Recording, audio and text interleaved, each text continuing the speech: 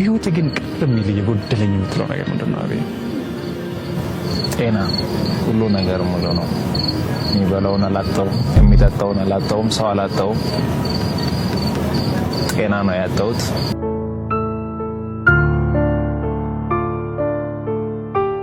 የኢትዮጵያ እናቶች እባካችሁ ድረሱልኝ። ይህ ጥሪ የተወዳጁ በበጎ ስራ የምናውቀው ማስተር አብነት ጥሪ ነው። ማስተር አብነትን ምን አጋጠመው? ምን ቢያጋጥመውስ ነው የኢትዮጵያን እናቶች ጸሎት የፈለገው? ይህንንና አንዳንድ በማስተር አብነት ዙሪያ ያሉ መረጃዎችን ይዘንላችሁ ቀርበናል። አብራችሁን ቆዩ። ብዙ ደካሞችን ረድቷል። ብዙዎችን ከጎዳና ላይ አንስቷል። የተለያዩ ታዳጊዎችን ከጎዳና አንስቶ የሥራ ዕድልን ሰጥቷል።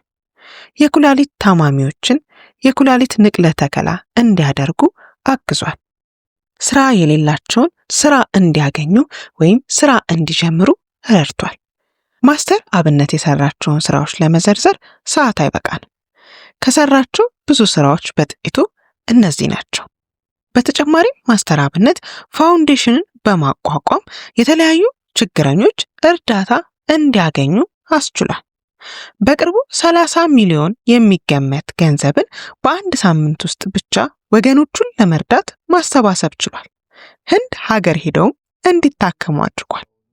ታዲያ ይህ የበጎ ስራ አምባሳደር ሶሻል ሚዲያን ለበጎ ስራ የሚጠቀም መልካም ልባም ወጣት ምን ገጠመው? ህመሙስ ምን ይሆን? የህክምና አማራጩስ ምንድን ነው? የሚለውን መረጃ ከዚህ በታች ይዘንላችሁ ቀርበናል።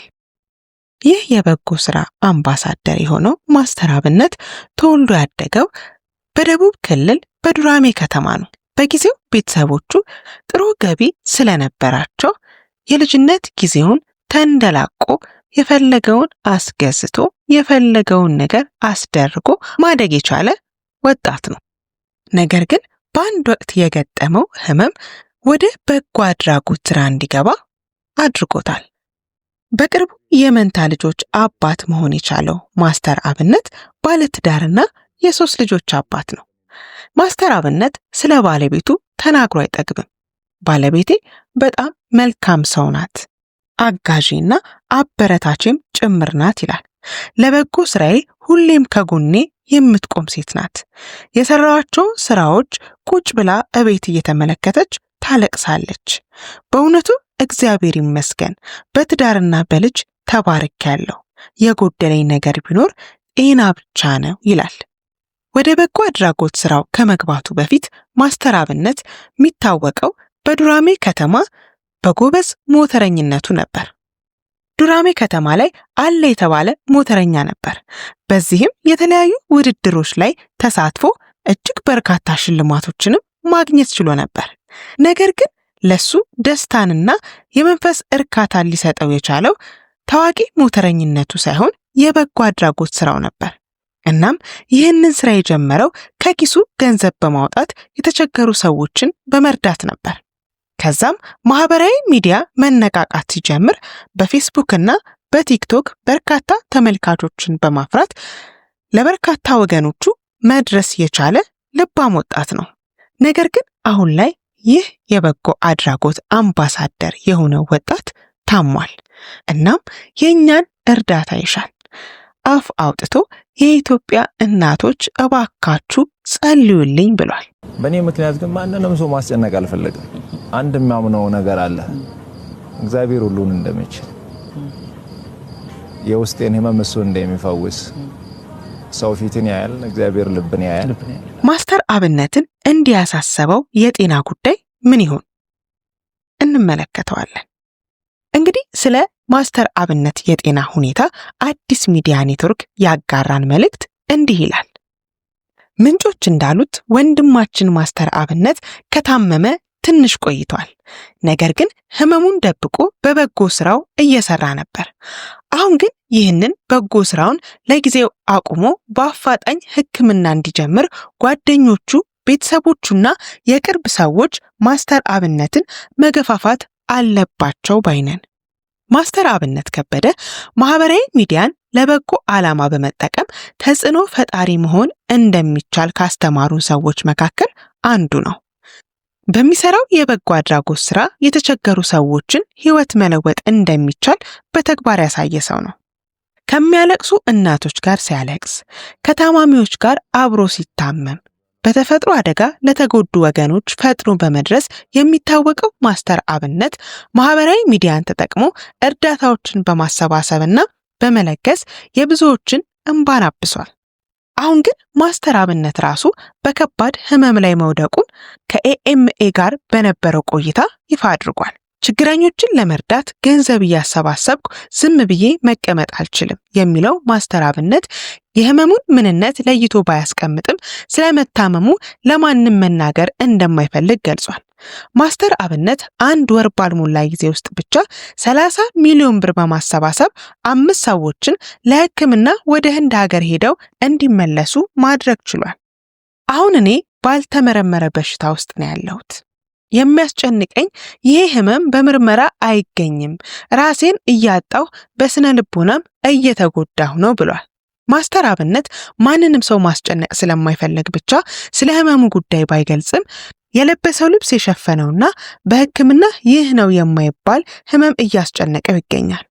አሁን ላይ ግን መታመሙ ከሱ አልፎ በሌሎች ዘንድ እየታወቀ በመምጣቱ ብዙዎች እየጠየቁት እንደሆነ ተናግሯል። የእናቶችና የአባቶች እንባ ሲታበስ ማየት፣ ወንድሜ አንገቱን ቀና አድርጎ ሲሄድ ማየት፣ የኩላሊት ህመም የነበረባት እህቴ ተሽሏት ፈገግታዋ ሲመለስ ከማየት በላይ የሚያስደስተኝ ነገር የለም። ያንን ባይኔ አይቼ እጽናናለሁ ብሏል። ማስተር አብነት የውስጤን በሽታ ፈጣሪ እንደሚያድነኝ አምናለሁ በማለት ከዚህ ውጪ ሰው ማስጨነቅ ስለማልፈልግ የኢትዮጵያ ሕዝብ አባትና እናቶች እንዲጸልዩለት ጠይቋል። ከጊዜ በኋላ የህይወቱን ትርጉም በበጎ አድራጎት ስራ ውስጥ ያገኘው ማስተር አብነት ዛሬ ላይ ለተቸገሩ ድምጽና የተስፋ ድልድይ በመሆን በፌስቡክ ላይ ከ1.7 ሚሊዮን በቲክቶክ ደግሞ ከ4.8 ሚሊዮን በላይ ተከታዮችን ማፍራት የቻለ ተጽዕኖ ፈጣሪ መሆን ችሏል።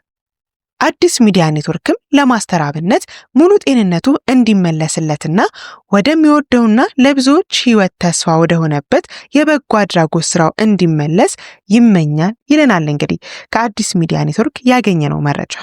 ጉርሻም እንግዲህ ስለዚህ ጉዳይ ይህንን መልእክት አጋርቶናል። ማስተር አብነት ታሟል፣ በአስቸኳይ ጸሎት ያስፈልገዋል። በጎነትን የኑሮ ዘይቤው ያደረገውና ሁሌም ለሌሎች የሚቆመው ወንድማችን ማስተር አብነት በቅርቡ መንትያ ልጆችን በማግኘቱ በ3 ልጆቹ ሲደሰት ነበር።